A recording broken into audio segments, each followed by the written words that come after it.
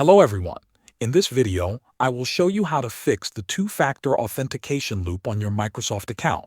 First, try switching your network. If you are using Wi-Fi, turn it off and use mobile data. If you are already on mobile data, switch back to Wi-Fi.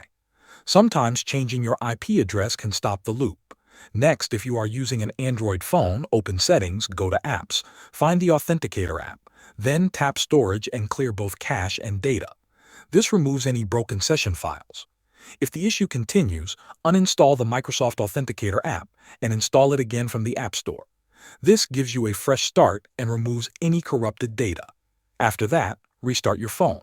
A simple restart can fix temporary glitches and delayed notifications that may cause the loop. Also, check your phone's date and time settings. Go to System Settings and make sure automatic date and time is turned on. An incorrect time can break authentication codes. If you are stuck on the code screen, tap on Sign in another way. Then choose options like SMS, email code, or your backup recovery codes to access your account. These steps should help you break the authentication loop and sign in normally. Thanks for watching.